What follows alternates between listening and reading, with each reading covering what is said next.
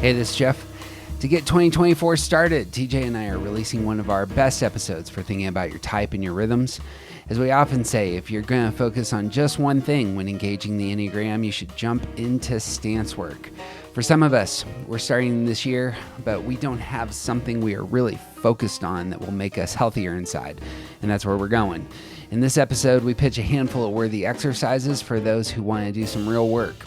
It's worth having a piece of paper nearby and grabbing hold of just one thing that will make you, your type, more balanced, more healthy, more happy in this new year.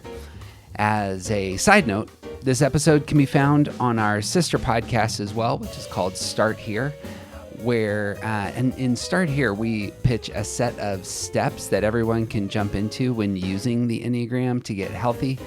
There's also a typing tool there, all sorts of great stuff at the Start Here podcast, and that is linked in the show notes. As always, we continue to be so grateful for your support, and in this new year, may all good things be yours.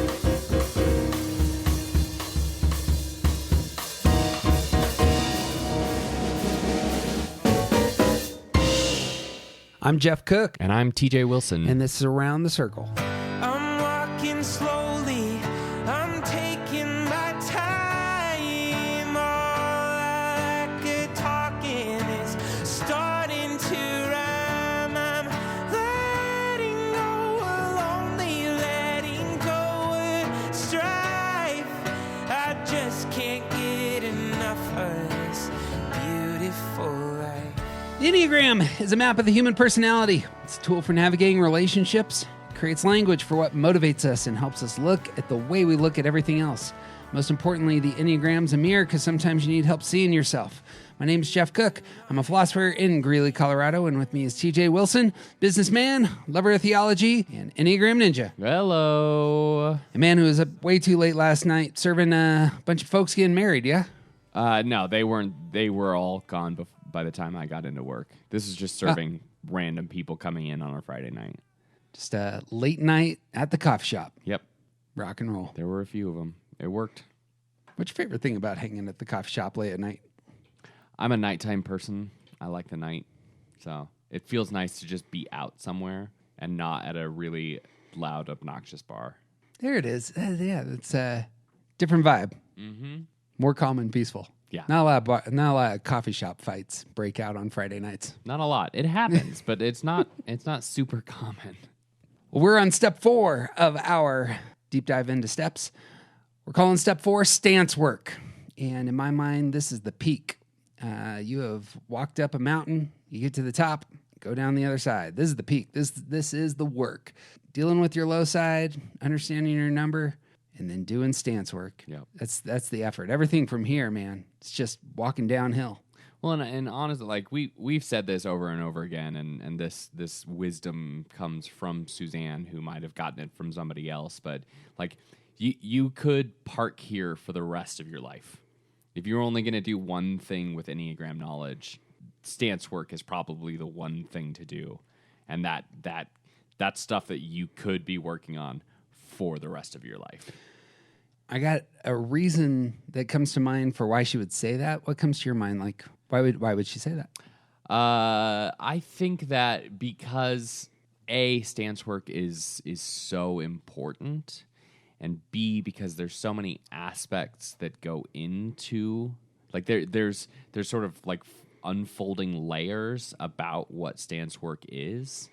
Like you can come back to this well and it will never run dry. Agreed. That's a good answer. The thing that goes through my mind is that if you were to ask what is really the benefit of the Enneagram, there's all sorts of things you might kick out, but in my mind, the primary is the Enneagram gives you balance, and the primary way you get balance is here. It's shoring up your repressed center, doing some stance work. Balance is a big target, and it comes out in a lot of the things we say. One of the things, the glories and beauties of balance, I really think are being showcased in a world like ours right now, because so much of our world, of pop culture, of political culture, et cetera, it just feels like we're living on the extremes all the time. But you find somebody who's truly balanced, and you're like, that is a healthy person. Right. You know? Like, how do I get there? I want that. Beauty. There is a beauty in inner goodness that comes out in my mind. Like, this is just one of the fruit. This is one of those places you see somebody of this sort and you're like, I don't know how they got there, but that's where it's at. Yeah. Well, in good news, we got a road to get there right here. Love it. We need to talk about repressed centers and stance work. If you have not done the first 3 steps, we highly suggest you jump there first. But if you don't go to step 1 and understand your stance and what that means about your repressed center, we would certainly encourage you to push back into episode 1 on this. But what's the skinny on your stance and your repressed center? Yeah, the basic thing is that we all have 3 intelligence centers. This is an evolutionary concept. This is this shows up in all kinds of disciplines that we are made up of head, heart, and body, and we process the world around us through those 3 centers, through cognitive thinking, through relational and feelings and sentimentality, and we also process the world through our bodies, through our intuitions, and through the action that comes out of that space. So 3 centers: head, heart, gut, head, heart, body, or thinking, feeling, doing is another way of saying these things. And we all rely more heavily on one of these 3 centers than the other 2. And then a second one sort of comes up and supports the primary center. And then there's this third one that gets repressed. So ones, for instance, ones are primarily body center types. The world around them is processed through this intuitional sort of way, and they're action centered. And then their feeling center is supporting that. So you could say it that they act on their feelings, but they're repressed in their thinking center. They don't do really productive thinking. So that's what that means. It's unproductive in the repressed center. It's not doing that third center well or efficiently, or like we're just bad at our repressed center. To build on that, it seems to me that stance is how you get what you want. And each of us get what we want in ways that really rely on 2 of the centers, thinking, feeling, and doing. And the third one is repressed. And all of us engage the world from those primary 2 centers in getting what we want. But if you're able to elevate that third, it just unleashes healthy human beings. Opens up everything. That's the work you could be doing for the rest of your life. Figure out that one thing. So if you have a hard time doing productive thinking or feeling or doing, the real work for finding balance is there. So we're going to use the word productive. Always want to give footnotes. I think that's a Stabile term. Like, not all the things that are created Enneagram-wise are through Stabile, but I think that's her word in discovery, that it's about productive thinking versus unproductive thinking, or productive doing versus unproductive doing. Very helpful word. Naming that repressed center and then focusing on productivity there, lifelong work, super beneficial. Agreed. Bang. I also want to insert, this is probably going to be sort of naturally peppered throughout this whole conversation, but part of our stance also, there's a big emphasis on the orientation to time. And so like this, you'll see this play out within the way that each stance, like how their repressed center interacts with their orientation to time, it fits very naturally. So 3s, 7s, and 8s are future focused, and they are repressed in their feeling center. And so like moving forward sort of discards feelings. 1s, 2s, and 6s are present focused, and they are repressed in their thinking center. And 4s, 5s, and 9s are past focused, and they are repressed in their doing center. So that will come up more naturally throughout the conversation, but I just wanted to make sure that was part of this. Very important. We did 2 episodes on that in fall 2021, I believe, and they're just labeled time in time and relationships. Yeah. Some of our more listened to podcasts, by the way. People seem to like those. One last thing that's worth naming here. This is something that TJ and I are still in conversation about in terms of just like where we actually land. But one of the real fruits that comes from elevating your repressed center is this is a door that opens to security. Yeah. Security, we're hesitant to think of security as the goal, as the target. The target is actually balance, being a healthy person. But it sure feels good to be secure. Yeah. But you can do that in healthy and unhealthy ways. So, like, it feels good to be secure, but if you're damaging the people around you because you don't care, then it's not a good thing to be secure. If it were the case that you were saying, how do I get to the high side of security? This would be one of the doors. Yep. The door is this. When you elevate your repressed center, it opens you to your security number. Or you are engaging places where you're using your security numbers tools. So ones are going to engage their 7-ness when they think well. And 2s are going to engage their 4-ness when they're aware of thinking about their own emotions. 3s are going to engage their 6-ness, the feelings of others, their own place when they feel well. 4s are going to engage 1-ness by acting on their emotions with wisdom. 5s are going to engage 8-ness by acting on their rich thought life. 6s are going to find some calm at 9 by engaging real clear-headed thinking. 7s are going to focus at 5 by centering here and now on their full inner life. 8s are going to engage 2-ness by caring for the feelings of others, recognizing their own feelings and that they're not as vulnerable as they might believe. And 9s are going to engage 3-ness by acting in the world in praiseworthy ways. You can see how that door opens up. Yeah. It's like the stance work, the work of elevating your repressed center. It's like it sort of unlocks these new skills, and you gain easier. It's like almost like a shortcut to gain access to the things you need at your security point. Yep.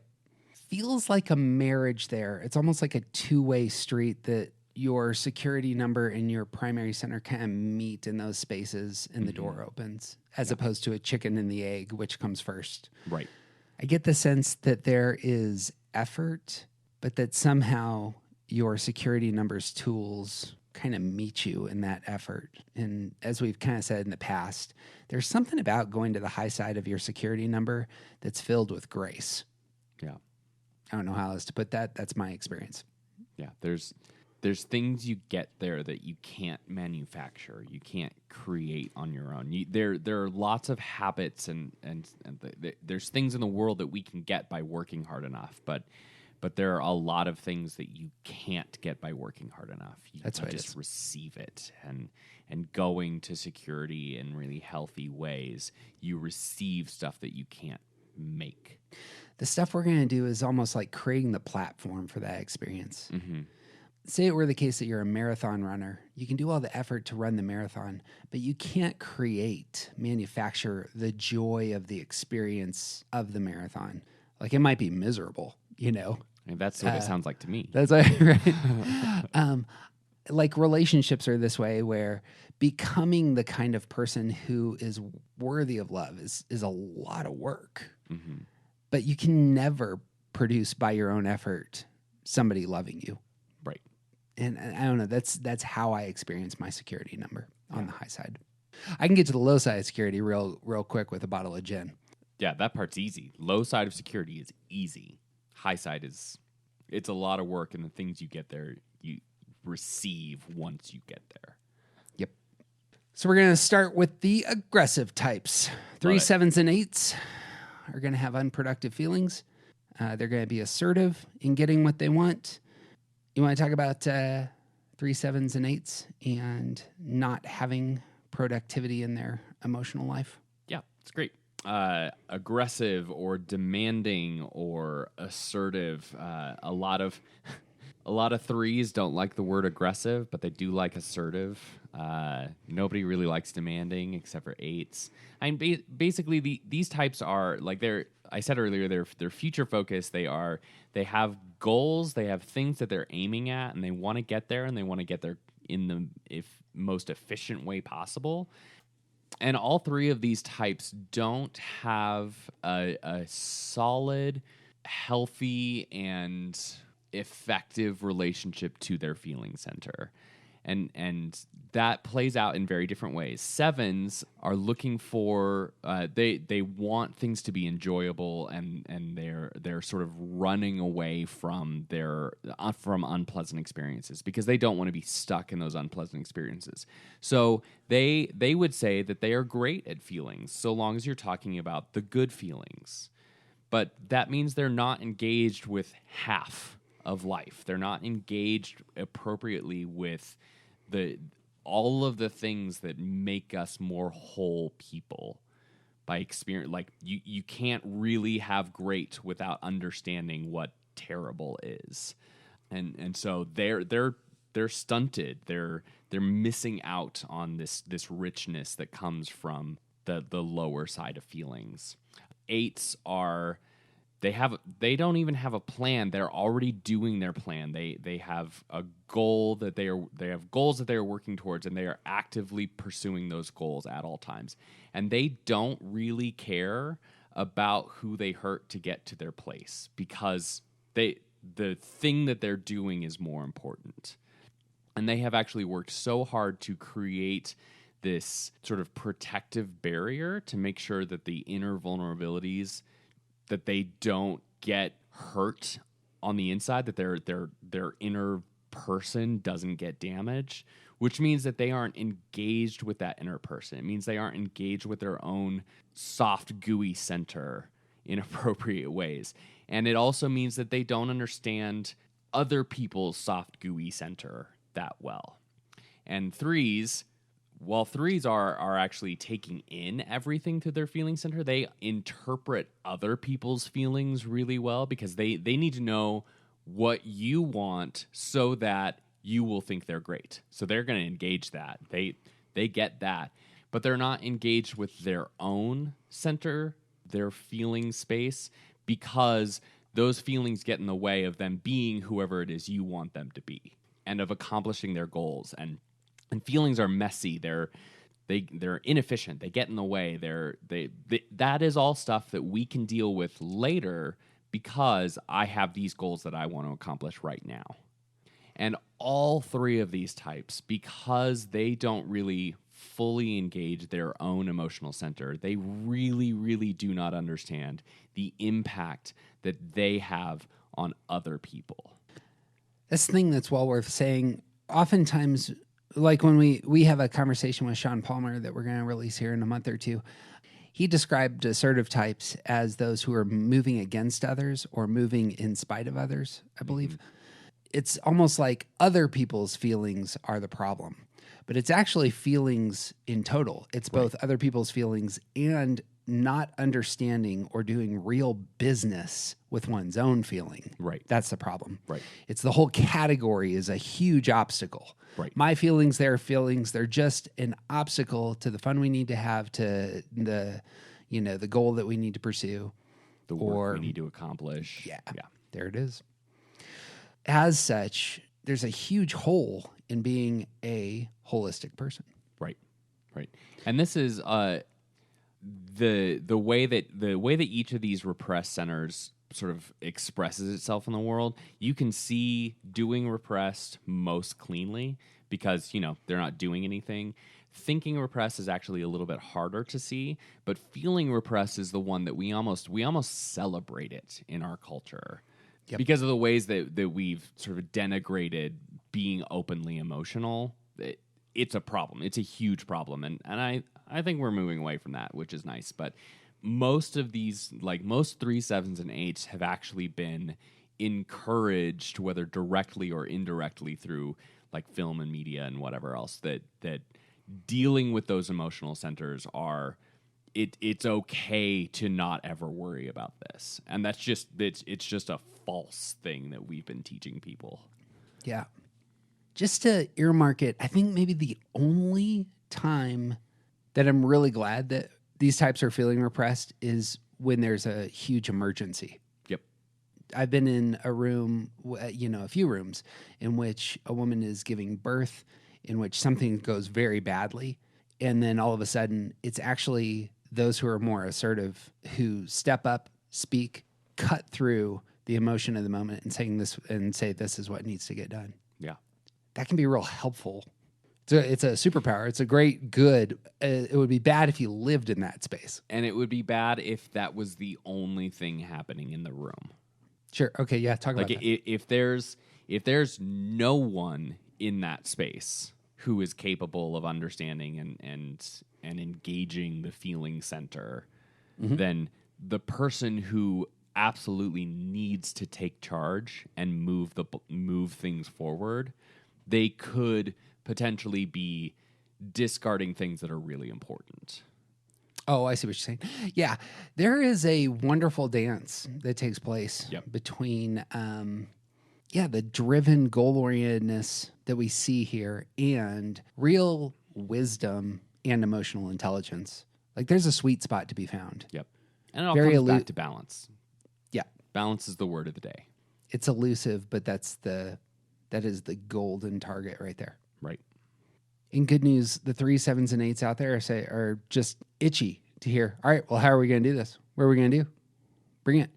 Where are the practices that are going to make me more emotional? Y'all are not going to like our answers. I like our answers. The first one that hits me is that these types would benefit hugely by creating spaces where there are others who they trust, where they can be deeply authentic about their inner life. Yeah. And where they are intentional about receiving the inner life of others without needing to fix it or change things. Let's pause on that one. That feels like a second step. Okay. Am I wrong? Because I that's think about other they're- people's feelings. I think it's you have to practice both things, Oh, I see. Yeah. and they will actually feed each other. Yeah. Okay, that makes sense as you say And it that way. if you only ever do biceps on one arm, you're gonna look real dumb, Yeah. and your arms aren't gonna Well- work right. Perhaps it could be twofold. Maybe if it's the case that you're creating a space of trust with somebody who is clearly older and more mature, Mm-hmm. that is a space I think that you don't necessarily need to hear about their feelings. So if a 3, 7, and 8 is going into therapy, Yep. that's a healthy spot for them to be in. Yes, Don't necessarily need to ask about the therapist's kids, although you can. you can. I think trying to enter into that two-way street relationship with your therapist is a bad idea, and your therapist should know that too. Right. Throw it back on you. Yeah. If you are meeting with your peers, I think you're entirely right. Yep. And if I think everyone needs therapy. I think we need therapy, and like that's normal, healthy, good thing to pursue. I think the 3, 7s, and 8s a great place to engage their own emotional center would be in a safe space like therapy. But if you're going to do that, you also need to find this other space where you're practicing receiving as well. Yes. Right. I think you do that with your friends. I have the great joy of having this relationship with a 3, with a 7, and an 8. The 3 is my wife, and I get to see that kind of symbiotic back and forth of, true vulnerability, and we get to go there. I have a 7 friend who I communicate with on Marco Polo, and it's an app where you just send videos to one another. But that is a space where this person gets to really open up. And a lot of times with 8s, we've used this phrase before. It's the shooting blanks, Mm-hmm. exposing places where I feel vulnerable, Yeah. even weak. That can be very, very valuable if you have peers in those spaces. Yep. I suppose the last kind of relationship, I would love your thoughts on this. It's when that person is the authority figure, the 3, 7, and 8. They are the teacher, they're the parent, and they are speaking with somebody who's younger. Mm-hmm. But in that relationship, they open up their heart. Yeah. Or should. Do you There have thoughts on that has one? to be like the wisdom and the balance. You have to recognize that in those kinds of relationships, there are going to be times where you are trying to shape them to sort of mold these people, these apprentices, these children, these whatever, however they're quote unquote underneath you, part of your role in their life is to help shape them moving forward. But part of your role in their life is to recognize who they are on the inside. And sometimes you are going to want to shift them, to change them, when actually you need to help them embrace themselves as they are. I could see those sorts of relationships, now that we're talking about it, being a very safe place, because the 8's not going to feel vulnerable, sharing with the person who is perhaps younger. Like imagine a 40-year-old 8 who's speaking to their 10-year-old. Mm-hmm. That 10-year-old isn't a threat, Right.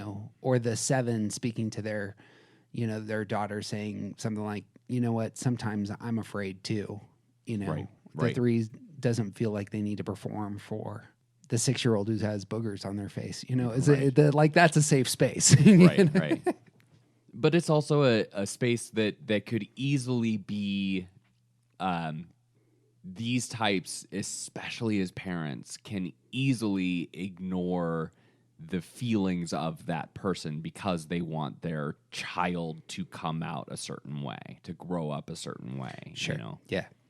Yeah, it's a safe space to tap in, but also you have to be really intentional about recognizing that, about not completely controlling this person. Speaking of therapy on this front, when we did our interview just recently with Michael Shahan, that was the thing. He said something exactly of that sort, in terms of it's not your job to get your kid to look a certain way. And that was actually the thing that my 3 wife really resonated with most. What you're responsible for is creating atmospheres where they can thrive and become who they're wired to be. Right. A second practice that we have is slowing. There is an adrenaline rush that comes from getting it done. There's an adrenaline rush that comes from higher, faster, louder, from a new adventure, from, jumping out of another airplane. Right. There's an adrenaline rush from being on stage and getting another trophy, as it were. And even just ticking off the boxes on the to-do list. I know people who make a to-do list on their to-do list so that they can check off the box. It's so weird to me. I don't get lists. I'd rather take a nap. Of all things, when we get to 9s, I have prioritized lists as something Seriously, it's a big to deal. bring up. We'll get there. There is something about naming. Put this on your list if you want. You need to slow down. Yep. Don't shoot to accomplish 5 life goals in the next 6 months. Embracing the intentional rhythms of the season, understanding your place in the here and now, and then giving yourself permission to stop is a great good. Yeah. Yeah, this is one of the places where that future focus is really noticeable and sort of it fights back a bit here because 3, 7s, and 8s are all moving towards something. You referenced Sean talking about moving against, and like they're getting stuff done, and they're always looking to something on the horizon. And the reality is the earth is round and the horizon is always coming. And for all 3 of these types, if you don't slow down every once in a while, you can't engage your feelings, because feelings it's not a goal you can accomplish. It's something that you have to just spend time in, and you have to slow down to be able to do that. It's a good word. Got a chance to rewatch the fantastic Spike Lee movie Malcolm X the other day. Mm-hmm. Movie about an 8.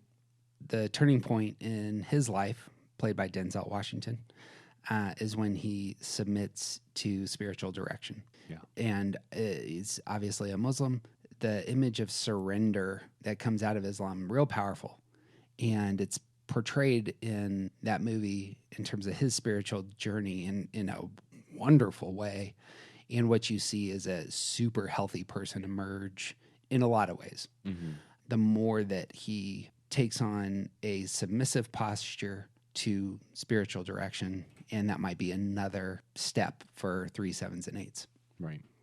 And that's another place that like all of these things, you can see how they sort of fit together and like work toward the same goal. Submitting to spiritual direction, that can be a space of slowing, of having to entering into that safe space kind of area. And yeah, you have to be vulnerable if you're going to be engaged with some kind of spiritual direction, because if you're not telling the truth about what's going on inside, then it's pointless. Yep. A fourth step, I can't overstate the value of this, is what we might call waiting, is naming things that you cannot possibly get right now that are really valuable to you and holding them loosely. Yeah. And just saying, I know that in a year or in 3 years, this will materialize, and I'm not going to push. I'm simply going to allow it to come to me in the appropriate time. Yeah. I hate this practice, and it's been... I'm not where I live, man. I'm not an assertive type, but it is the case that I've had this experience a lot here the last 2 or 3 years, and it's one of those things that I can look back now and just really name as a real value. Yeah. There's 3s, 7s, and 8s. All, whether they are aware of it or not, they fundamentally believe that they can shape the world around them according to how they see it. And that's just not always true. Like, there's a lot of things you can do to take charge of your life and change things. And like, if you don't like where you live, you can move. And there's so many things about if I remember talking to an 8 recently that he said that when he wants to make change in his life, he just does it.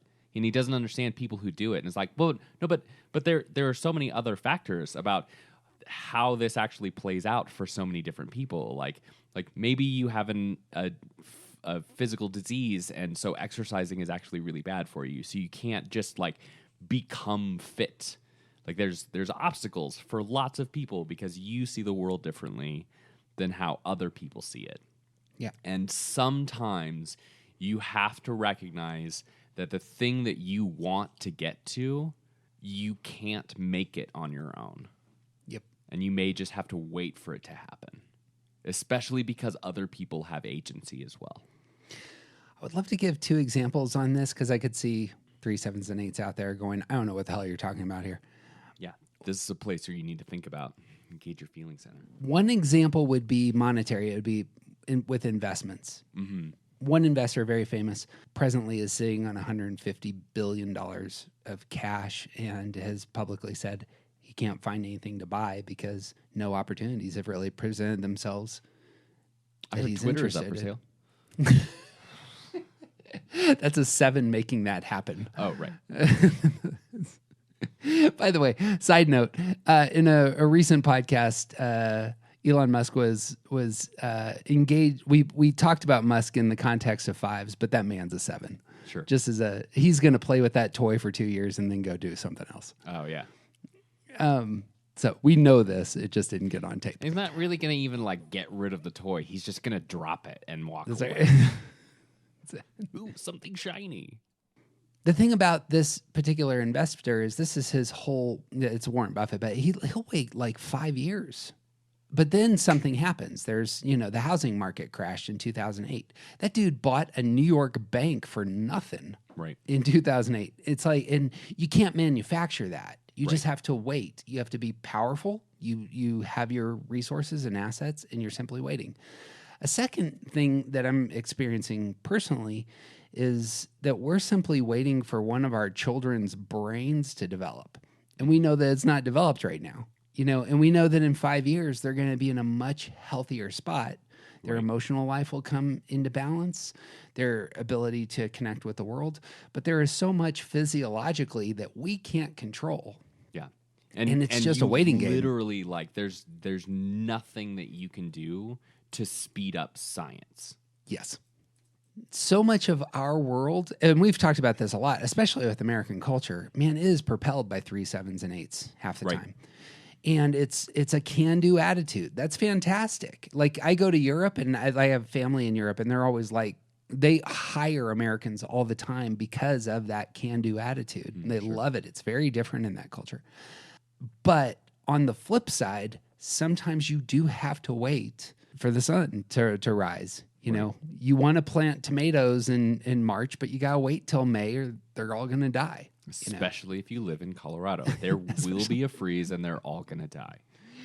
It comes out of the blue every single year. I'm like, it's time to turn the sprinklers on. And then all of a sudden, I've just ruined my sprinkler system. But you should know better because you've lived in Colorado for your whole life. But I'm thinking we're pressed, and that's a problem.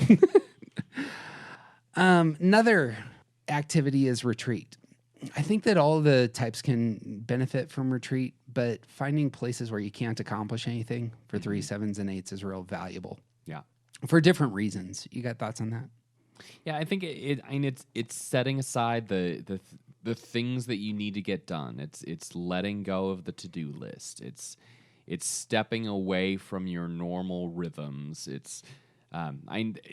There's all kinds of things to be said about leaving what you're used to, and this is this is the hero's journey.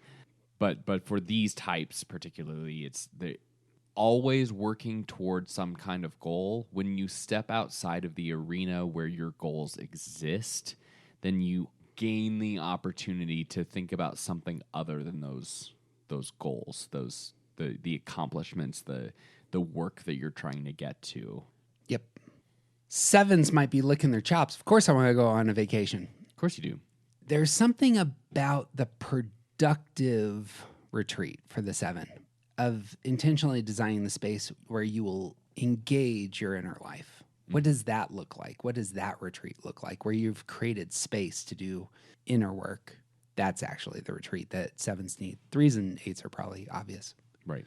Well, then, like when my spouse and I went on our honeymoon, we went to an all-inclusive retreat in Mexico, which I highly recommend, by the way. But we realized that 5 days was too long to do nothing. And I'm very good at doing nothing. 5 days is too long, and we should have booked some other things.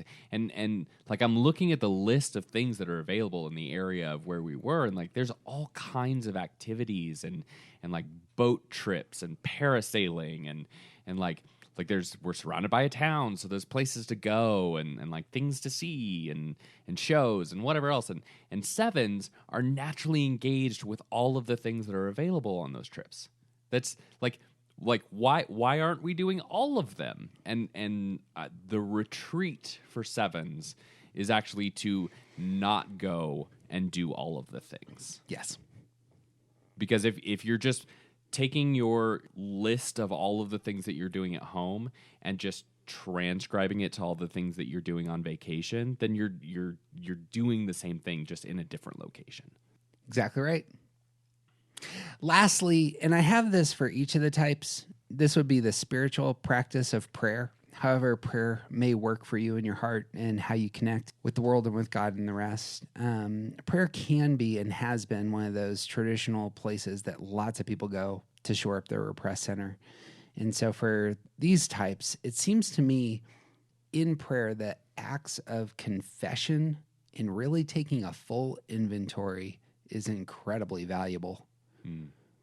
Because it's pushing into your inner life and it's pushing into your mistakes and missteps and places that things are kind of dark and places that you feel insecure and like a failure, feel inadequate, and elevating them and doing so again in a safe space.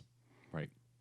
And I think meditation can serve in this purpose as well. If you aren't a particularly spiritual or religious person, the engaging intentionally with your inner self and sort of letting that self like acknowledging and maintaining space for that inner self to reveal itself.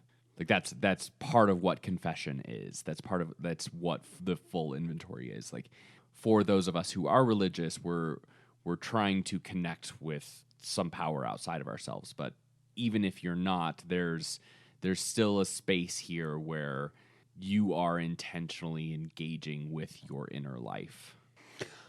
On the flip side, for me, are prayers of forgiveness for others. I think that ends up being helpful if somebody has wounded you. An act of forgiveness, even if it's just spoken to God, ends up for somebody else can be very powerful. I think in terms of elevating that person, and kind of in tandem to that, prayers of blessing on others can be very powerful. I think this is one of those things you see in Martin Luther King Jr. all the time. The posture of blessing enemies or blessing those who are even on the fence in terms of his work ends up just unleashing a very powerful person. And it is engaging the emotional life of another person and saying, I long for your good. Yeah. And that can be that's a thing to do, but in doing it, you're elevating your feeling center.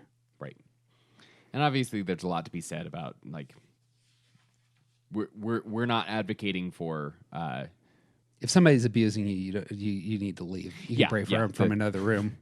we're not advocating for just blessing your abusers, but there is a space about, like, I'm not sure who said it. I think it might have been Anne Lamott, but like, unforgiveness is drinking rat poison and expecting it to hurt the other person. Yeah. And like this act is engaging your inner life, and it's also letting go of these things which you are not engaging. You're actually just putting on a shelf that are toxic to you, and you're letting them go, and they're not in control of you anymore. Like, unforgiveness is drinking rat poison and expecting the rat to die. Yeah, is her phrasing. There it is. Comes from it's actually a riff on something the Buddha says. Okay. Those are the practices for assertive types. I want to do a special note here, and it's something that you'll see if you listen back, and it's something you'll hear as we move forward, is these are exercises. They are about forming something within you, and all of the things that we're going to talk about are of that sort. They strengthen places that are naturally quite weak. Right. And that's something that requires intentionality. It requires discipline. But all the best things in terms of making us healthy generally have that quality to them, yeah? Right. Yeah, there's a lot of value to building up the things that you're good at, but realistically, if you never spend time on the things that you're bad at, particularly when we're talking about these intelligence centers, if you never really engage the one that you're bad at, then you're always going to be a little off balance. It's that you're sitting on a 3-legged stool and one of the legs doesn't work right, and you're eventually going to fall over. That's it. Brings us to the withdrawn types. Withdrawn types, 4s, 5s, and 9s, struggle with unproductive doing. Give me the skinny. Well, so withdrawn types are unproductive doing is a really interesting thing. This is the one that's easiest to see because it means that we're not engaged with the things that need to get done. And it's better to think like the word unproductive is really key here because it does not necessarily mean that these types are not doing things, is that they're not putting appropriate energy into the things that are important. So each of these types is going to struggle in different ways. 4s are spending so much of their energy on their emotional life and thinking about the ways that they are connected to other people and what other people think about them, that they don't engage what they need to do to get things done. They don't make decisions well because they're worried about what other people are going to think about their decisions and how they want to make sure they feel right about the things that need to get done. And they don't make big decisions because they're so much wrapped up in how big decisions are made. They just sort of like think about it and how do they feel? And I need to know that this decision is right and blah, blah. And it means they don't ever get to actually making and doing the thing that they're trying to accomplish. 5s spend all of their restricted energy on their mental life, on how things work, on taking in and categorizing data. They are naturally observing the world. And because they want to be observers, they don't engage the world.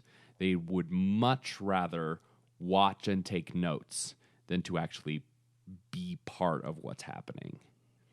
And nines, wanting this peaceful space around them, nines don't put good energy into things that need to get done, into making sure that they're actually like accomplishing goals, because it's really easy to get lost in whatever's in front of me. It's really easy to just sort of relax into spaces of sort of shutting off my brain. And this can involve a lot of activity. I know a lot of nines that are very busy people, but they're not doing, they forget a lot of stuff. They miss a lot of appointments because they're so wrapped up in the thing that they're doing at the moment that they're not productively doing what needs to get done. And so all of these types, I love talking about this with Sean. His book, Speaking by the Numbers, is basically about stance and also about professional communication. I think it's a really great. I cannot recommend this book enough. But one of the things that we talked about was the idea of purpose. So 4s, 5s, and 9s, because that the doing the action center is also part of understanding the world in an intuitive kind of way, we all don't assign appropriate purpose to the things that need to get done. So we don't engage things in that, like, knowing what needs to get done when it needs to get done kind of way. An image that you and I talked about on that front ended up being the open tab on a web browser, that there's like 20 open tabs. And it's a symbol of, I've gone down 18 rabbit trails. Right. Kind of just meandering, looking at things. They may be emotional. They may be intellectual. I'm going to study this a little bit more. It might just be like, this is something that makes me feel calm and safe. And right. But nothing's being accomplished. You're doing a bunch of stuff, but you're not accomplishing. Right. Well, and one or two of those tabs might be something that you actually need to do, but you have not looked at those tabs in maybe days. Yep. I had this experience. I'm looking for a tile, and I got like 12 tiles open on a web browser, and I have not clicked on, I'm going to go with this. Whereas I could see, like, and my wife or an 8 friend just kind of looking, and go, it's that one, bang, go. Right. Let's do something else. Yeah. And that's there. I suppose I'm empathizing. Yeah. 3s, 7s, and 8s have already, the thing is already on the way, and they're on to something else, while 4s, 5s, and 9s are still trying to decide what they want. Yep. It's a strange move here. Like, the 4s are going to be emotional, but there's also the work of emotions and processing things well and using your emotions in a way that you're acting in the world. Right. Easiest one is 5s. So 5s, like, it's one thing to think through all the data. It's another thing to act on the data in a way that produces results. Right. It's one thing to intuit the world, understand the world. It's another thing to actually push the world forward into places of true peace and harmony. Right. There's work there. Work of engagement. Would that be a better, like, there's something about engaging other people in the world around us. Mm-hmm. Well, and it's productivity is and it's a key. It's such a good word in this space, because there's a lot of work going on for these 3 types. But spinning in your feelings is not the same as engaging what you need to do because of your feelings. Mm-hmm. What each of these types do is they use past tools to get what they want. And so that will be what engaging productive doing actually looks like. It's grabbing hold of these past tools, moving them into the present moment in the thing that needs to get done. Right. I mean, these 3 types are so, like those past tools, it's almost like we're longing for a time that has already come and gone, or we're reminiscing or whatever else, like the way that we conceive of the past in order to move out of this unproductive doing. Like there's something to get there. There's like it's really easy to say I wish things were how they used to be. It's another thing to say, remember how things used to be? How do we get where we're at now? Like what can we do to bring that feeling forward? Yeah. We need to pull the insights that we've learned. We need to pull our past experiences with other people have shaped things this way, and we should probably learn from that and move in that direction. Right. Don't you realize that when we have done things badly in the past, it's created a bunch of chaos in this realm? We need to make sure that we're acting on that in the moment. Right. Something like that. Yeah. And also recognizing that like you can't go backwards. The thing that you're looking at, you can't actually get back there. There's something valuable there that you are trying to get. Part of our work is figuring out what is the thing that you're trying to get from that past. Yeah. There's a delight in remembering. There's a delight in saying history or reminiscing and all the rest. Mm-hmm. But you can't live there. You got to pull. You got to push into action. Right. Well, some exercises that strike me as valuable on this end. The first one that hit me, I'd be real curious. I'm going to be real curious what your thoughts are on this. I'm going to tell TJ, here's all the things that you need to be doing. First is, I think that it's very helpful to, one, consider your work as sacred, as valuable, as having real purpose, and to structure your days around it. That there is a time where you condition yourself to begin working. This is a common practice for me. At this point in time, this is when I start. And my body just knows it now. But I imagine that's much more difficult for 4s, 5s, and 9s. I agree with that. I also think that like purpose is a really important thing here, because if you don't see any actual value in your work, then you have to maybe manufacture it or find work that you do find valuable. Yeah. So say for instance you work at Home Depot, but you really like the reason you work at Home Depot is to pay the bills. There is a value involved there. Your job may not be important, but being purposeful about doing work in order to provide space for the things that you actually want to do, that could be a perspective that gives purpose and meaning to the incredibly unmeaningful work of big retail. So even if I think this is a good practice, like finding some way to give importance and purpose and saying that my work is sacred. You may have to get a little creative about how you see your work in order to get to this place. Yeah.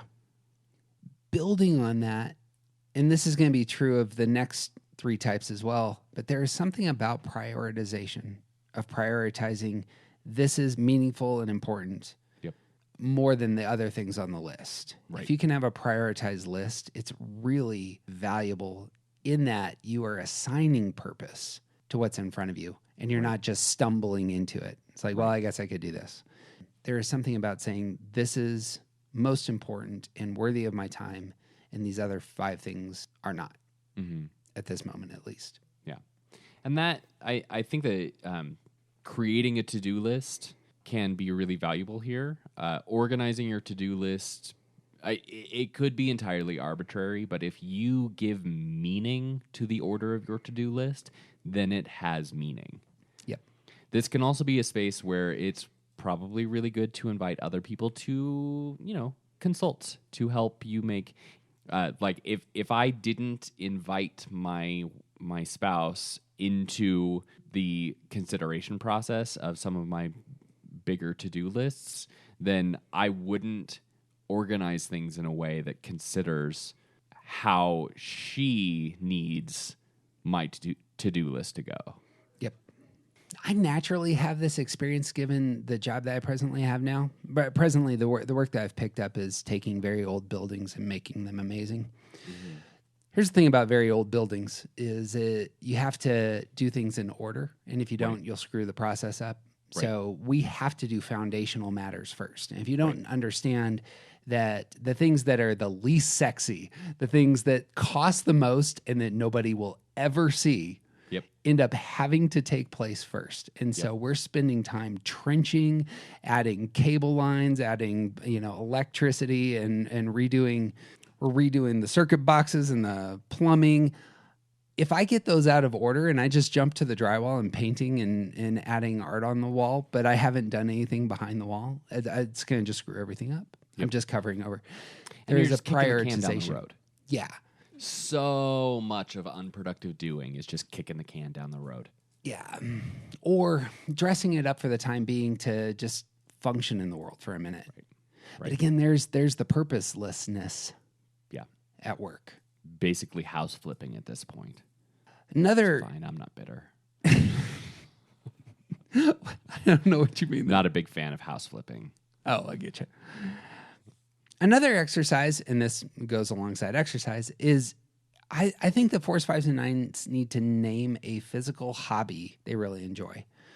One of the things I see in your life is you do two things that are very physical, both in your work, like the creation, the artistic creation of coffee actually takes a lot of your physicality, and it's putting something into practice in front of you. Yeah. And then TJ, you may not know this, is a phenomenal sound engineer. And there's a lot of process and, the wrapping of chords, the laying out of here's where the speakers are placed. This is a very physical activity that I assume you really enjoy. Yeah, it's true. I love that part of the work. It seems to me this is the place that 4s, 5s, and 9s can struggle. Is you have to know what it feels like to get into your body and to be doing something that actually has both those things have a goal in your life. Yeah. Right. And they have a goal, they have a purpose, and they serve a bigger function. I'm not just gonna go out and like make and dispose lattes. Because what a waste that would be. And like that, I'm not interested in that. I want to serve them to other people, but there's a physicalness that this activity, which I really, really enjoy, has a purpose, and like it's part of something bigger that I'm already doing. There are countless things that could be put in that space from, like sports of certain sorts. I know one 9 who is an avid hiker. And there's a real connection between moving out of the city into spaces where nobody's around, and the calm they get to experience in that space is very valuable to them. Yeah. But I would put a high emphasis here on the fact that he is engaging his body when he does that, and that's a great good.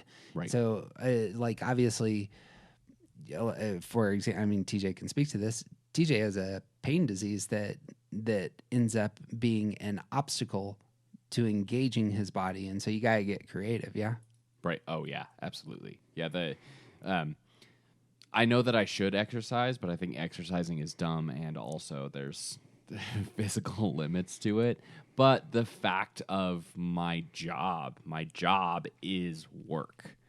It's a physical engagement. It's when I'm running live shows. That's basically like a running one show from start to finish is a tremendous amount of physical work, and it gives me an opportunity to do something I like, that I care about, that I don't think is stupid, and I don't have to go to the gym for it. Right. Finding the thing that connects with you. What brings you joy? It's the joy of physical exertion. Right. Whatever that you gotta find that thing. Yeah. On the flip side, there's the unplugging as a discipline for 4s, 5s, and 9s. I bet you everybody struggles with this, but I imagine 4s, 5s, and 9s, especially in relationship to unproductive doing, you got to turn off the screens. Yeah. Oh, yeah. Yeah, I get lost in it. And I suddenly magically find myself way more productive when I go a few hours or days without That's it. without screens in front of me. What are the 3 hours of your day that you're going to name in which all the screens are off? Right. That can be real valuable. Right. I don't know what this looks like, but I wrote down service. I think 3, 7. Well, I think 1s, 2s, and 6s are going to have this in spades. Of how do I help you? How do I help you? Because that's how we connect with the world. Yeah. 3, 7s, and 8s might be aggressive just in general, and it just comes out. Oh, okay, and I can help this person here. But I imagine 4s, 5s, and 9s are going to really need to be intentional about who are the people in my world. I don't have to help everybody, but I do need to help somebody. Yeah. A lot of us are, we are potentially very generous, but only when you ask.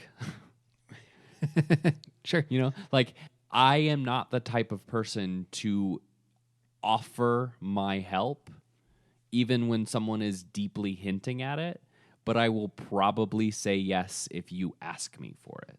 Sure. And the answer is that there's so many different reasons behind that, and like when it comes down to it, it's that I don't, I would rather not do that thing. But if you ask me, of course I'm going to say yes because I care about you and I'm available and I don't have a good excuse not to. So, like the idea of service is, I'm part of it is understanding that you have a role, you have work to do in the world, and stepping into that instead of waiting for someone to pull you into it. Building on that, a wonderful discipline, and it may not be for the person in front of you. It might be for you in your heart, is being giving and charitable, having loose hands. Yeah. 4s, 5s, and 9s, that's going to materialize for everybody differently, but there is such a focus on past resources for all three that the surrendering of those resources, that can just be a freeing activity, and it also is something that requires some real effort, but it pays off. Right. Again, it's the case, these move us. They're exercises that move us into security and really into health, and that's your best self. That's where joy and happiness often dwell. I suppose the last one would be, again, to circle back to how prayer might work for these types. It seemed to me that being active, again, about blessing others seemed to me to be a worthy way to talk about prayer. I don't know if you have thoughts on prayer in terms of like where things really connect for you. It might just be I'm going to just do it in the first place. It's the engagement for me. It is really difficult for me to do any kind of unguided meditation or prayer because I can easily just get lost in the nothing doing. And so practicing something that's guided, like there are lots of apps where people will take you through guided meditations. There's prayer practices that are really intentional and focused, like praying the rosary is a really good practice because it involves something that is repetitive and you have to sort of be engaged. You have to understand what you're doing in order to get through the whole thing. And it's whereas 3s, 7s, and 8s should be disengaging from their to-do list, this sort of like prayer meditation behavior for 4s, 5s, and 9s is almost like find a to-do list in this space because you need to engage it. It's a good word. Moving on to the reactive types. 1s, 2s, and 6s are going to struggle with unproductive thinking because they are stuck in the present. The future, the past, these are not tools necessarily available in getting what they want. What's going on right now, right in front of me. And often what's in front of me ends up being, what do I need to do for the person in front of me? Mm-hmm. And thoughts on unproductive thinking? Yeah, this is... I think this is one of my favorites because it's so clearly there are not 1s, 2s, and 6s who aren't thinking. They're just not doing really good productive thinking. They're not using their thoughts in a way that it's almost like they have these weird thought spirals, and watching it happen is, I don't want to say amusing, but only because I don't want to be offensive. 1s, 2s, and 6s struggle a lot with what is mine to do. They struggle with understanding gray areas, and like ones are very good at black and white. Ones are very good at focusing in on a system of morality, of like, this is the way the world is supposed to be, and they only see what fits and what doesn't. And they don't see the myriad of ways that everything kind of fits and everything kind of doesn't fit. And there's so much in between this space of what it should be and what it shouldn't be that they really struggle with processing what's right, because there's so much gray. There's so much gray in the world, and they struggle to understand that gray.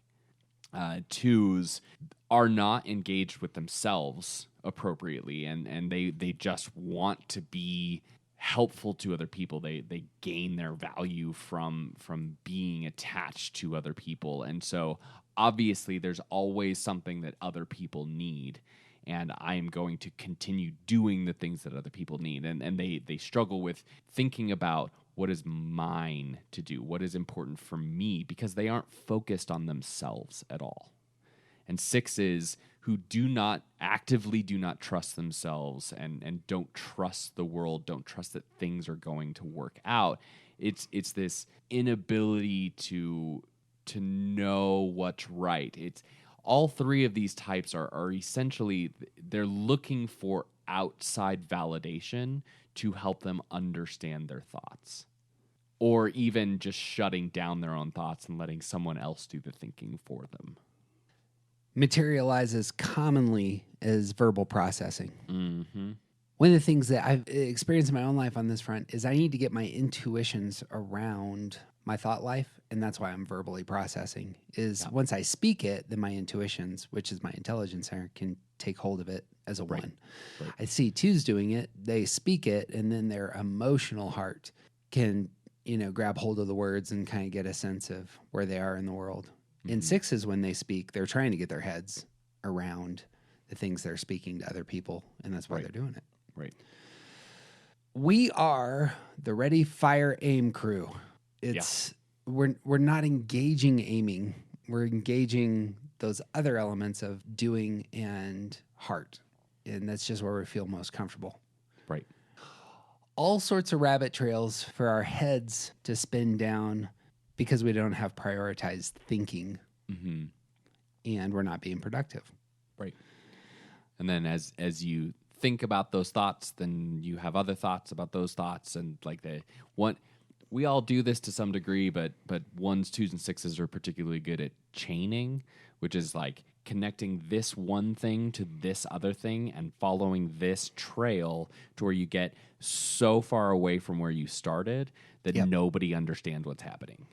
I say it all the time. My favorite quote is from William James. He says, "Wisdom is the art of knowing what to overlook." And wisdom is the thing that these types need most. Yep. Wisdom is hard to find, but here's some exercises might get you on the path. One of the better books that I've read recently, it's actually 5 years old, 10 years old now, is just called The One Thing. And for both reactive types and for withdrawn types, this is a fantastic book. It's just about prioritization. And, a key truth that we know is that 80% of the results in your life come from 20% of the effort.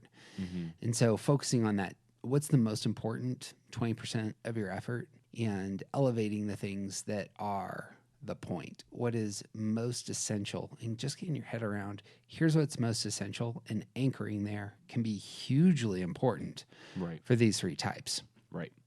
You hear it in that language of the Stabile mantra that we say all the time, what's mine to do? That's about prioritization. Right. Had a conversation with a 6 yesterday.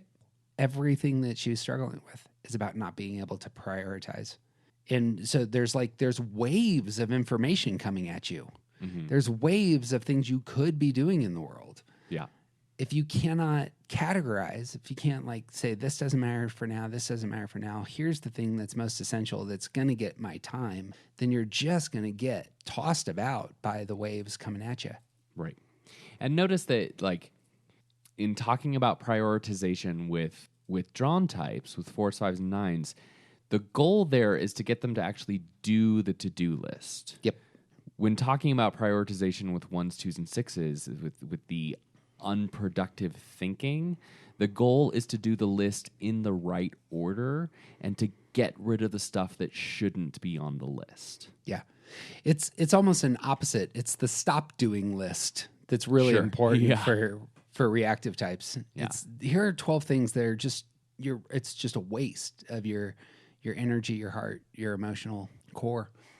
Or even here's a handful of things that you can do later and it will be fine. Yeah. It's almost like the meeting in the middle of withdrawn and aggressive types. 1s, 2s, and 6s are trying to do everything on the list and give it all equal importance. And some of those things aren't important and you can wait for them to be done later. Yep. Just like aggressive types.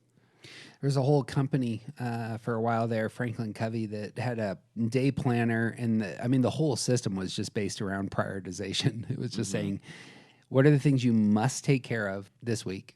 What are the things that are secondary, and what can we label as third tier? And just being, his whole system was based on focus on the things that are very important that are not urgent. Urgent things matter. But really getting ahead is always about elevating the things that are really important and do not have urgency. Yeah. That's your education. That's investments in your relationships. That's building your business. That's, those are always the places where we really get ahead. Right. And for 1s, 2s, and 6s who are present focused, they're always reacting to what's urgent. Correct. And so this unproductive thinking, the work here is elevating, understanding what is important, but not exclusively reacting to what's urgent. This, just as a footnote, is why I reject the words compliant and dependent. What's really taking place for 1s, 2s, and 6s is that they're reacting. Sure. It might be the case that if there's an authority figure, they're complying with the authority figure, or they're dependent on the authority figure. And for 1s, that might be their super ego and the demands of their conscience. Right. I just don't jive with that, though. Like when I really experience the world, it's much more that the world is coming at me and I need to react for myself to do the right thing. For the 2s, to have the relational connection that they desire most. And for 6s, it's am I safe? And it ends up being, I think, much more of a reactive posture. And because of that, if you can name it as reactive, then you can do something about it. Right. Well, how do you shore this sucker up? Right. Second thing, practice I think is real valuable is memorization. This is a place where we get our heads around what's most essential. Mm-hmm. So you memorize quotes that really bring form and wisdom and insight into the spaces that you do life. Yeah. We're going to talk about Suzanne Stabile all the time, I suppose, but she does a fantastic job of she memorizes really important things and is constantly just kind of pulling out these wonderful mantras to emphasize the points that she's making, but often the points she's making are about how she is moving as a healthy person in the world. Right. Just And it helps that she reads like it's going out of style. It's true. It's another fantastic practice for 1s, 2s, and 6s. It's hard to memorize if you're never taking in new things. Memorization builds up your mental framework, and it's one of those things that naturally prioritizes. Yeah. If you memorize something important to you, by its nature, you're saying this matters more than other things. Yeah. It's working out your brain. Here's the hardest of the exercises I have for 1s, 2s, and 6s, and it's secrecy. You need to keep some stuff to yourself. I think that these types have a very difficult time with secrecy, and I think it's very valuable. I want to add some nuance to this. Yeah, do it. Intentional secrecy. Right. Because I think all of these types keep some things secret very easily, And I think though a lot of those things are the things that they shouldn't be keeping secret.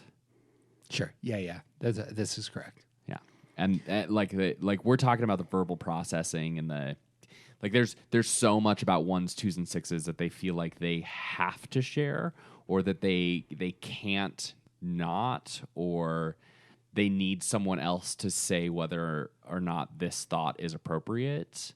Like there's so much of that like the verbal processing is so present in 1s, 2s, and 6s, and some of that stuff you don't need to share with other people, and intentionally keeping it to yourself and letting yourself ruminate on some of that stuff is probably a really good thing to do. That's it. It's mentally saying, this is something that's important, and I'm going to work on it by myself for a while. Mm-hmm. I don't think that these 3 types do that very well, and they should. They should build those muscles. Other types have no problem with that. But these types would really benefit from saying, I'm going to hold this and do hard work on it. Yeah. And I think I also want to draw a line here that journaling, and I think that therapy is a place where you don't necessarily need secrecy. Sure. In this way. Like there are some spaces where you need help with the thing that you're working on, and sharing it with a trusted advisor that is actively helping you through that is very different from telling every single person in your life that this is something you're struggling with. Right. Yeah, exactly. I think that's wise. Brings us to journaling. Journaling can be a fantastic place for you to get your thoughts on paper so that you can respond to them with your intelligence center. Mm-hmm. That's my experience of journaling. Yeah. I get out the things that I really care about and the stuff that's trash. I mean, actually, it's a fantastic thing for 80% of the things that I throw down on paper to be trash. Right. And I'll keep the 20%, hold on to it as something that I need to ruminate on. Right. But when I put especially in the times where I really have struggled relationally, writing down my feelings on paper allows a process to take place for me as a 1 where my intelligence center kicks in again, similar to verbal processing, but my intelligence center looks at the words, feels them intuitively, and is able to understand them better than if I'm just trying to keep them in my head. Right. I like to say cleaning out the attic here. Yep. And that, like, cleaning out the attic is not necessarily a 100% disposal. Right. It is a lot of, like, clearing out cobwebs and going through some things and getting rid of some trash. But also, you know, the family heirlooms and the things that are up in the attic, because you don't need them out, but you do need them stored. You need to keep them. That's part of cleaning out the attic. And engaging with this practice of figuring out what is important and what's not. Like, that's all over what we're talking about. Yep. I lied. This is the hardest one. You need to silence the media for a variety of reasons. 6s, it's just going to terrify you more. 1s, it's just going to make you pissed off. And 2s, you're just going to compare yourself with others through this. It's important to be informed, finding healthy outlets, which generally means print journalism, not opinion pieces. And dear God, Once avoid a day the print journalism. Yeah. Cable news and opinion is not a good place to get your news. Yep. Print journalism are experts who have a craft that has been proven for hundreds of years. And there's a huge difference between, quote unquote, the media and real print journalism. And if you need to engage the world, that's the place to do it. Yeah. Agreed. But you got to get rid of that other trash. Yeah. Or at least figure out a way to engage. Like Facebook is not a good place to get your news. Stop getting your news from Facebook. Oh, but it's you even can worse. find out that your cousin is pregnant from Facebook. That's fine. That is what Facebook should be for. But if you're getting news articles from Facebook, stop that. Just stop doing it. The world is a worse place because we get our news from Facebook. Yep. Agreed. Pay the money. Get the Wall Street Journal and the Washington Post. Read only the journalism, and you will be balanced and informed. And this also gives you an opportunity to like engage with something that is important about making the world a better, safer, more relational place, because you are helping. Like, there's a lot to be said about, capitalism and paying for things, but like when you pay for a subscription to your newspaper, Yes.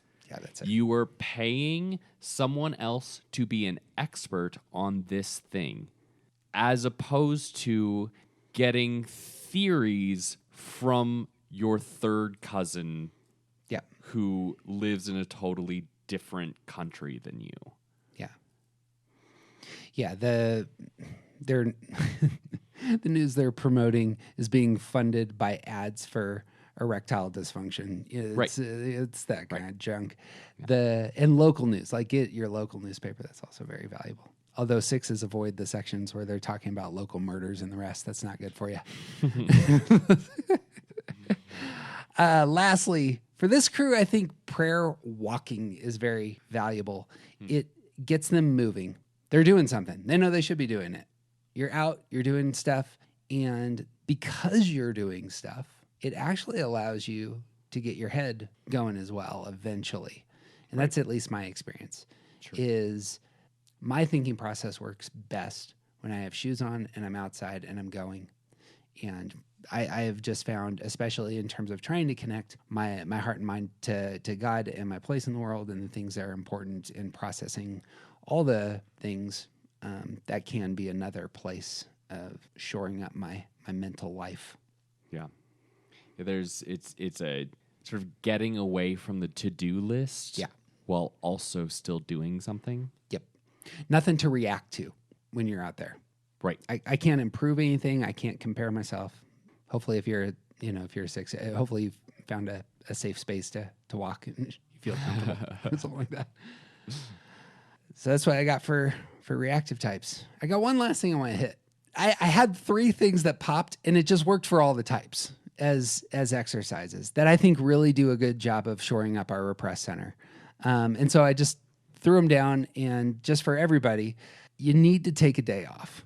Traditionally, this is called Sabbath, but for 3, 7s, and 8s, obviously it is inviting you to create those spaces where you're taking time to think about and process your own emotions. And it's not just go, go, go, go, go.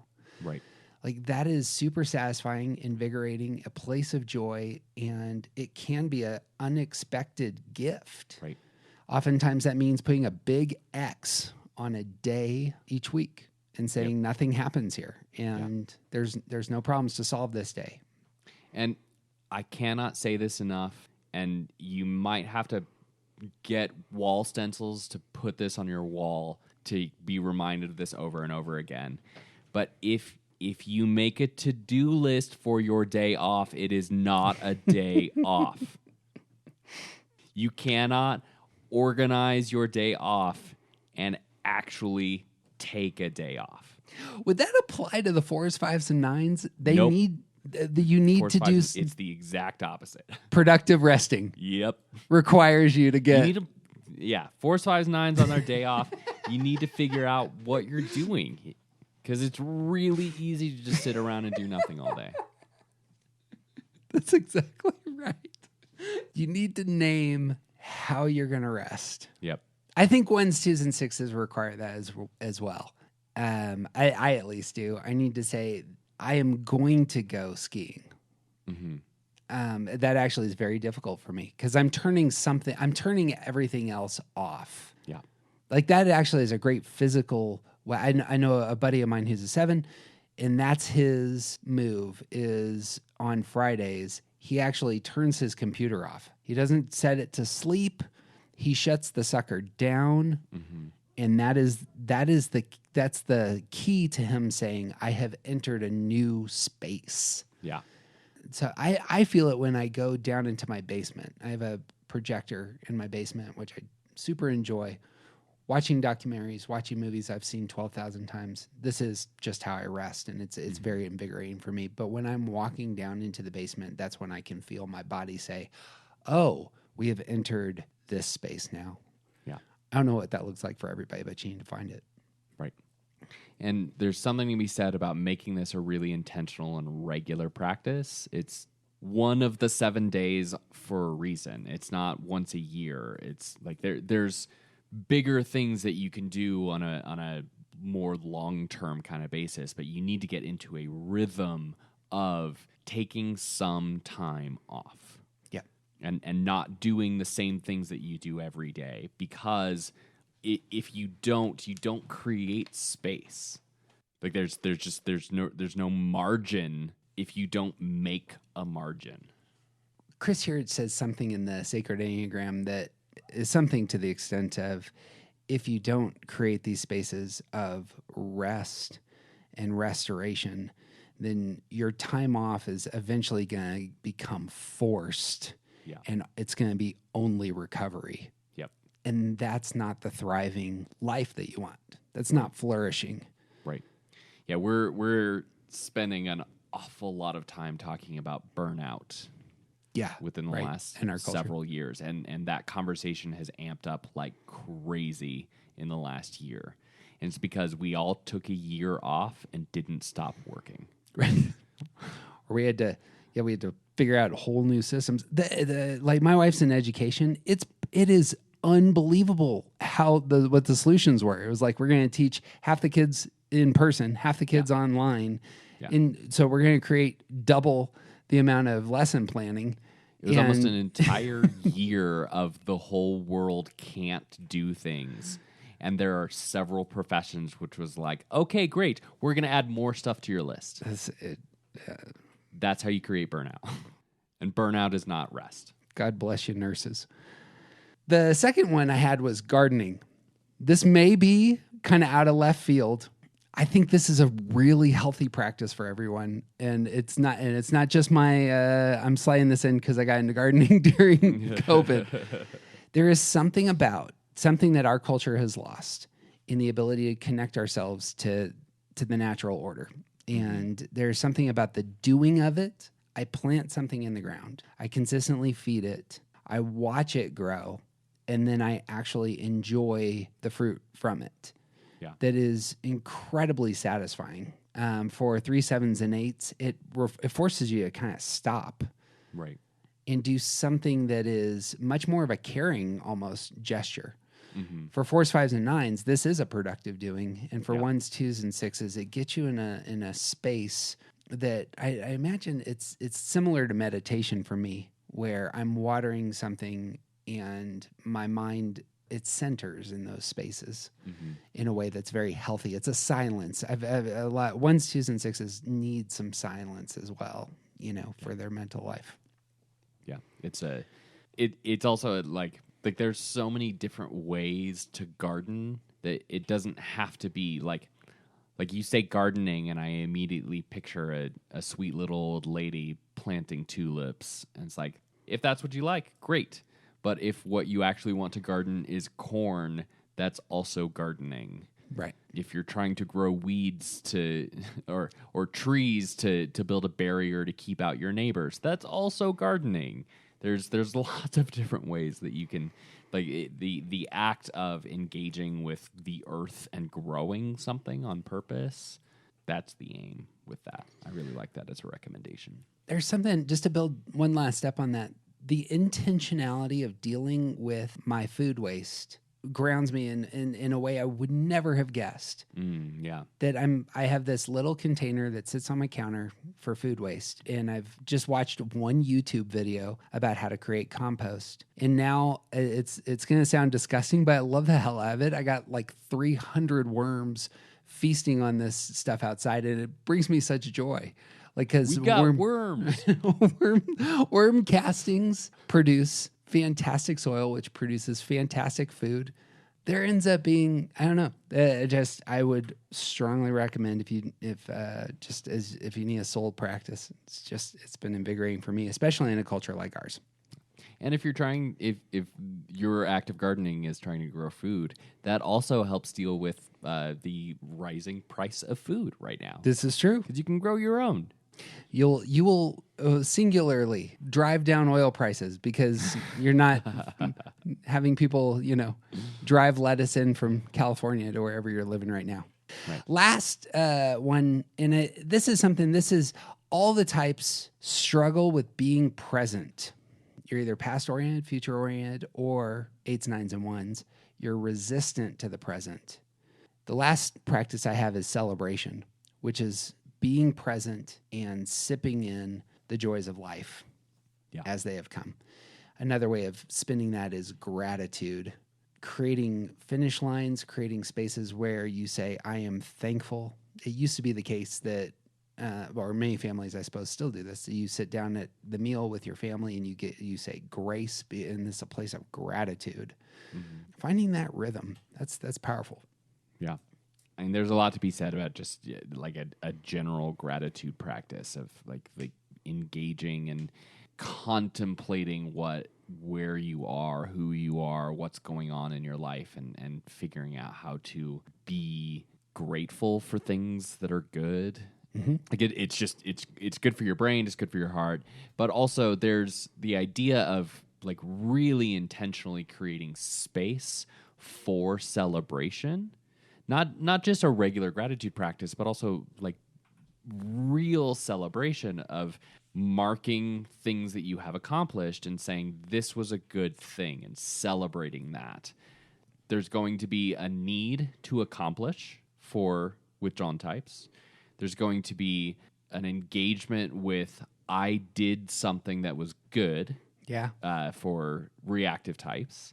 And there's going to be a pausing to celebrate the thing that has happened and not just moving to the next thing. That's it. For the aggressive types. Yep. Super important. Finding those spaces where you can really be fully present. Essential. Yep. It's just essential. You know what else we celebrate here, TJ? What? Stars. We like stars. Woo. You can put these on Spotify or iTunes before you shut off this podcast, and we will send you great love and gratitude. Another thing you can do is celebrate. Hooray!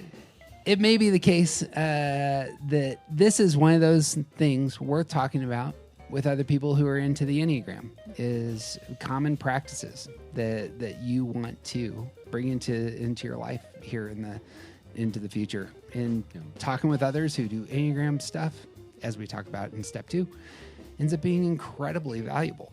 Mm-hmm. Here's something I'm working on in terms of shoring up places I'm weakest. Yep. So share this episode with somebody that you love, preferably somebody that you're doing life with, talking shop with, interested in seeing you become a better person. These are all great. Hey, you know what else we're doing in terms of talking with people? What? We have an online event. And I should say we are starting online events in June because these will be regular. But we would love to have you show up to the first one. We have well over 30 people who are signed up. It's going to be good times. I would love to get that up to 60 or 70 and just kind of have a full room, because then we can do some fun stuff, because we can create rooms for your type to talk to other people of your type and process all the things. And I promise we'll make it safe. We'll make it enjoyable. We got new stuff worth thinking about, and those start in June. If you go to aroundthecircle.org, click on events, or click on the button that says Patreon. It'll send you to the link so that you can join up with us. Yeah, it's going to be fun. And it's going to be online. You don't even have to wear pants. We would prefer everybody that joins us to wear pants. Hey, if we can't see it on screen. You get fired from CNN for doing stuff like that. Well, luckily I don't work for CNN, so I am not putting on pants, sir. So. If you want to see TJ without pants, sign up. This is definitely. All right, man. You got anything else? I got nothing. He's TJ Wilson. He's officially awesome, and actually, I can't tell if you have pants or not. So, and I'm not gonna ask. See, I'm Jeff Cook, and I'm wearing pants, and who you aren't isn't interesting. Join us on June 12th.